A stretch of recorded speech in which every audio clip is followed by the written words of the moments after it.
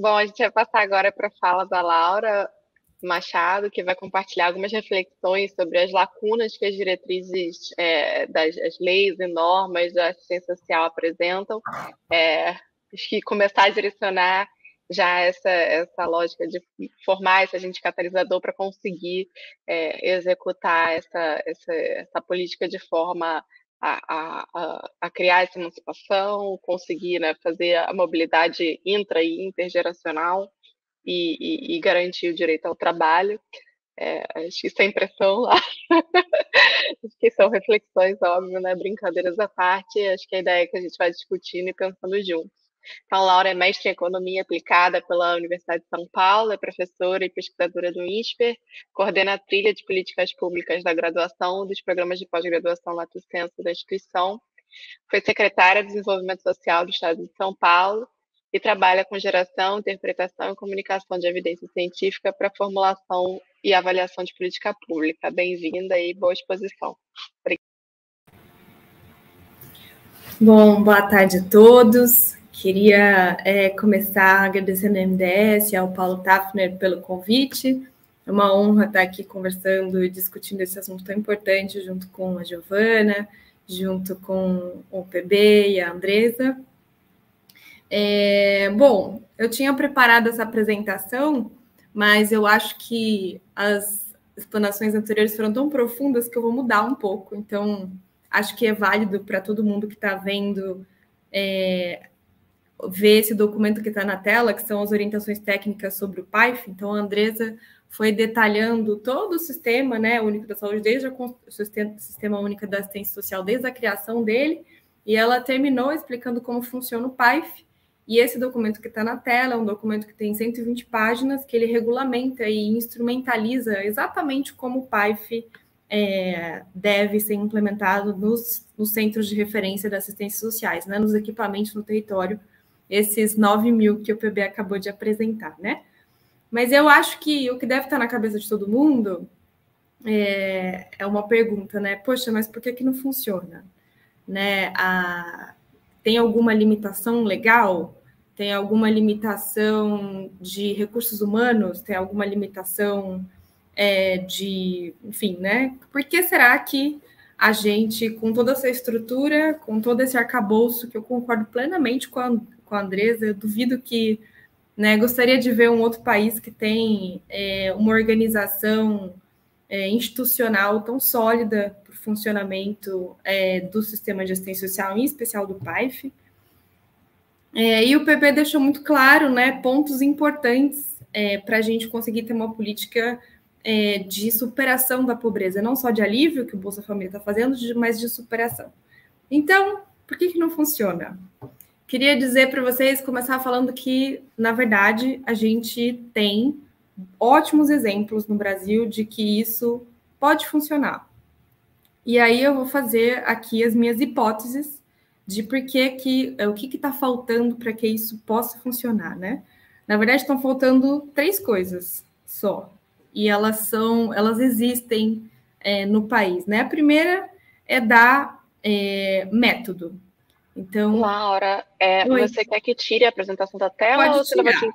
Tá bom. Eu acho que pode tirar. Eu acho que o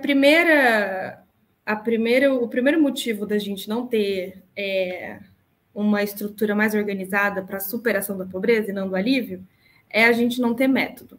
Então, a gente não tem, mesmo na norma técnica do PAIF hoje, uma instrumentalização a nível de atividade por encontro, por exemplo.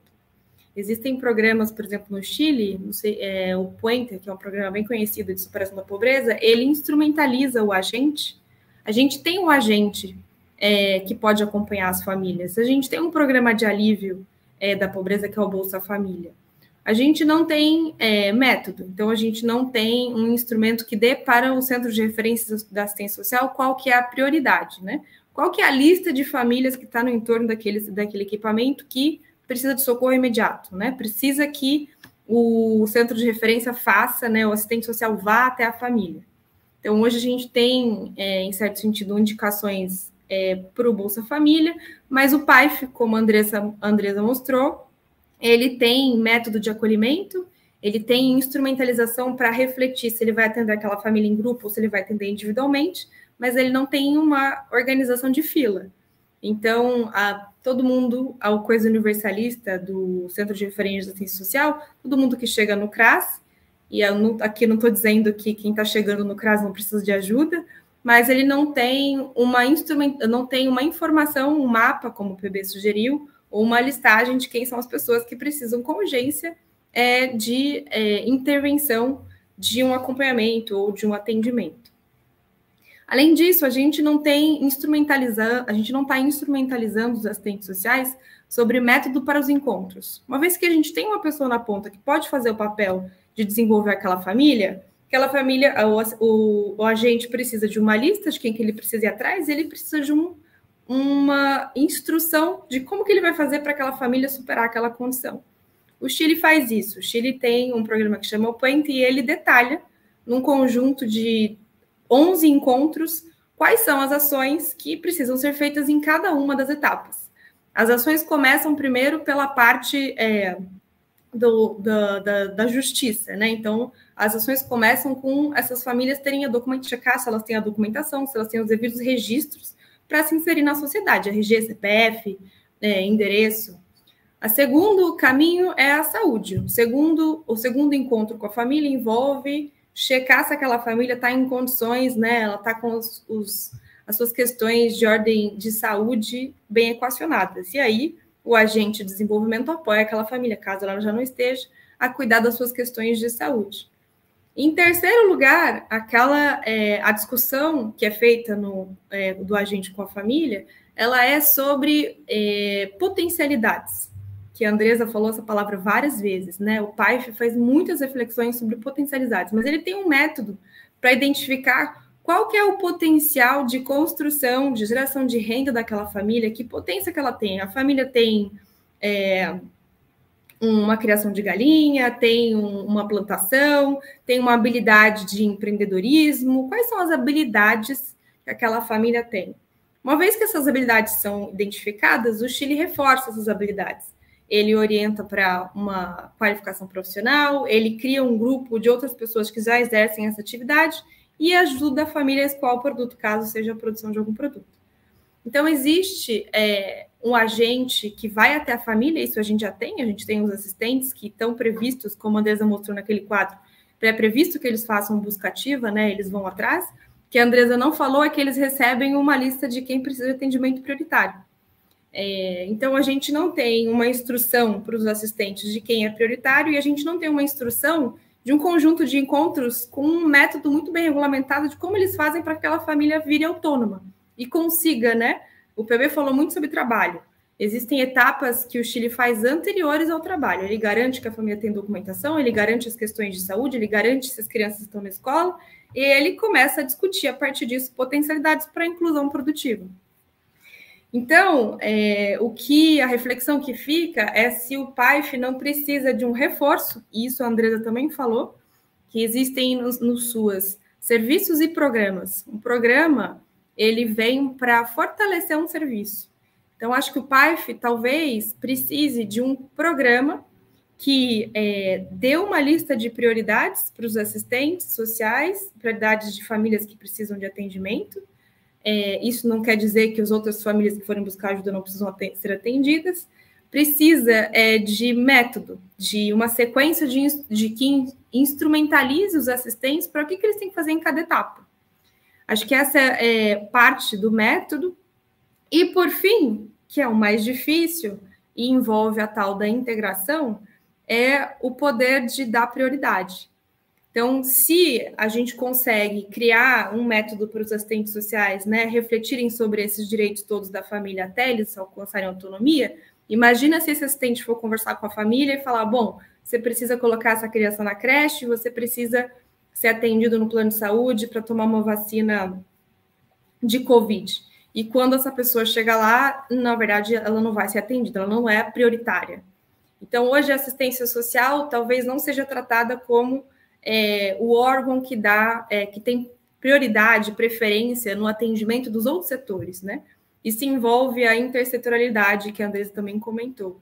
Hoje, a assistência social não tem poder de fila em relação às outras áreas. Sem isso, fica muito difícil. Mas a gente tem um exemplo no Brasil que conseguiu fazer isso. Então, quando o Beto Richa foi prefeito de Curitiba, a esposa dele, Rosana Richa, foi secretária de assistência social do município, depois ele foi governador e ela foi secretária estadual. Ela criou na prefeitura de Curitiba um programa que chama Nossa Gente Curitibana, que depois virou Nossa Gente Paraná, Nossa Gente Paranaense, que é um programa financiado pelo BID, que faz exatamente isso que a gente está discutindo aqui. Então, ele criou um índice e dá para os centros de referência, para os assistentes sociais, uma lista da prioridade que precisa ser atendido. Ele tem uma proposta de método, em cada encontro é tratado um direito social diferente, e ele tem um modelo de implementação. Como que é o modelo de implementação do Nossa Gente? É muito similar ao do Criança Feliz, Andresa. Como que eles fazem? O Estado faz um pacto com o município de participação do Nossa Gente. Uma vez que o Estado e o município topa, adere ao programa, ele recebe um valor extra do fundo. Não sei se vocês viram que a Andresa explicou também, que o SUAS é financiado pelos 3 entes, né? Então, o Estado também financia os municípios para execução. A federação financia e o Estado financia. Quando o município adere ao programa estadual, aquele município recebe um reforço de financiamento. Isso é um incentivo para o município entrar, que é importante. Uma vez que o município entrou, os assistentes recebem uma lista de prioridade, eles recebem acesso a um sistema de monitoramento. O sistema de monitoramento tem as 8 etapas que eu contei para vocês: documentação, saúde, educação, potencialidades, acesso à água, no caso do Paraná, mas não tem inclusão produtiva. Então, o Nossa Gente Paraná, ele é quase perfeito, porque ele não trabalha o ponto da autonomia no sentido incluindo a inclusão ao trabalho. Mas ele tem um sistema de monitoramento impecável, onde os encontros são documentados, o assistente registra se ele se ele conseguiu garantir que aquela família teve acesso àquele direito. E ao final, o BID, foi feita uma parceria do BID com o governo do Paraná, eles fizeram uma avaliação de impacto e que demonstrou ótimos resultados do Nossa Gente Paraná. Felizmente, hoje o programa, felizmente, né, ele está em pleno funcionamento, e acho que o que falta ali para ele ser um programa impecável de superação da pobreza é a gente acoplar a parte da inclusão produtiva. Acho que essa é a parte mais difícil, né? Mas a gente tem referências internacionais para trazer método. O Paraná conseguiu garantir o protagonismo em várias frentes de direito social. Que a gente precisa pegar o Nossa Gente Paraná e incluir nele a inclusão produtiva. Mais um direito que precisa para garantir que aquela família tenha autonomia de fato. Para que isso aconteça, como que foi feita a implementação? O município recebe esse cofinanciamento do Estado e foram feitos comitês em todas as esferas. Então, Nossa Gente tem um comitê estadual, com todos os direitos que precisam ser garantidos. Então, vai saúde, educação, acesso à água e todos os outros direitos têm um comitê estadual, que deliberam necessidades do território. Os municípios também fazem, as secretarias municipais fazem um acordo de criação de um comitê que vai discutir, né, as necessidades para que cada família seja atendida, e é feito um comitê local. Então, no âmbito do território, dentro do município, existe uma reunião que acontece no CRAS, que é o da assistência social, a Unidade Básica de Saúde, a unidade que emite os documentos de registro das pessoas, a unidade escolar, então o próprio diretor da escola, e eles têm que fazer uma reunião a cada um mês, se eu não me engano, de 30 em 30 dias, para deliberar sobre as necessidades daquela família que está na lista. Então, assim, é possível o Brasil ter um programa de superação da pobreza? Completamente possível. O Nossa Gente Paraná falta acesso a um direito, que é um direito muito importante, a inclusão ao trabalho. A gente tem impedimento legal para fazer isso hoje no Brasil? Nenhum. Eu acho que o PAIF ele é um belo arcabouço para a gente acoplar ali algo mais específico para que os assistentes tenham mais instrumentos, né? E aí, não considerando também reforços de remuneração, condições de trabalho e etc. E a gente poderia tranquilamente fazer esse trabalho para que mais famílias caiam na condição que a Giovana apresentou. Tanto a gente não tem impedimentos, que a própria Giovana demonstrou que tem um monte de gente, né, não todas que a gente gostaria, mas saindo da condição de estar excluída do mercado de trabalho. Então, acho que é possível, precisa da criação de um programa.